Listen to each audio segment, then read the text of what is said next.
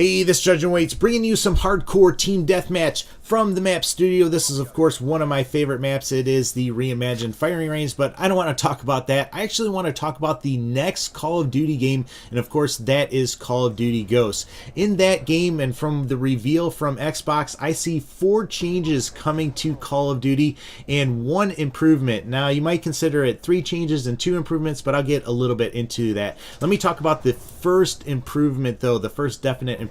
That is going to be the ability to customize your character. Now, my first thoughts were, man, that sounds pretty cool. You know, I'd like to be able to don a skull or something menacing looking. I think that would just be kind of cool. On second thought, though, I'm like, who really cares? You know, I'd rather be able to customize my score streaks than customize my character, and maybe we'll be able to do both of those things. The other thing is, I'm thinking, are they going to be charging for these things? If they do, I don't really have a problem with that. I know some people will. I personally, as long as they're not selling an advantage to the game, don't have an issue with that. But here's my issue. Are people going to be boosting for these things?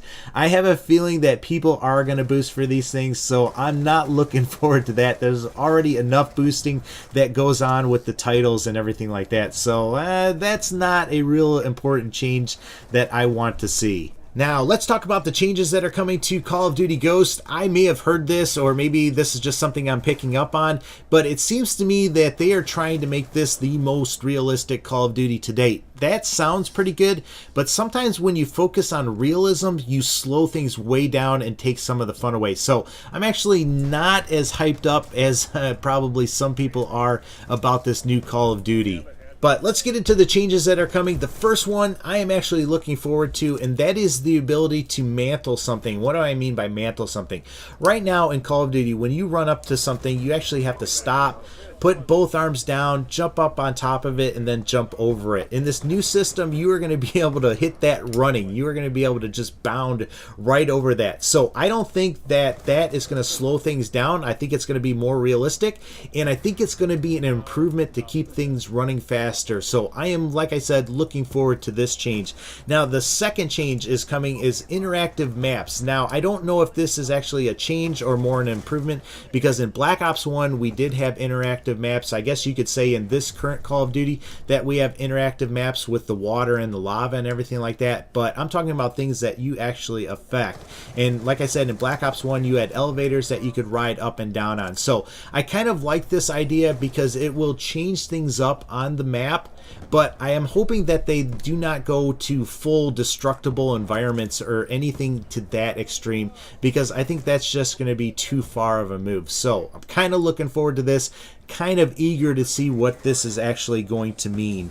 Now, the third thing is the slide mechanic. Right now we have the dolphin dive. I think that this is going to replace the dolphin dive. I'm okay with that. As long as you're not able to actually shoot while you're doing that slide, I'll be fully okay with it. This will just be something fun that you can do. Maybe it will help you out. You know, it really doesn't help you out a lot in hardcore, so I don't think that it's going to be that big of a change. But we'll see what this actually entails. Like I said, if you have the ability to actually slide and shoot at the same time, I do not think it's going to be a smart move. I think it's going to be bad. But like I said, let's wait and see what actually happens. Now, let's talk about this fourth and final one that we know of, and that is going to be the lean. It really reminds me of Ghost Recon and Gears of War, where you could go up to something and actually lean around it or stick your gun up over top of something and just kind of spray with it. Can you imagine what that would mean for hardcore? Oh, that would just be the worst thing ever, in my opinion, for hardcore. If you're a camper, I think you're going to love this ability, but if you're a person that moves around, I think you're going to hate this. I mean, talk about head glitching to the extreme. That is just going to kill hardcore, in my opinion.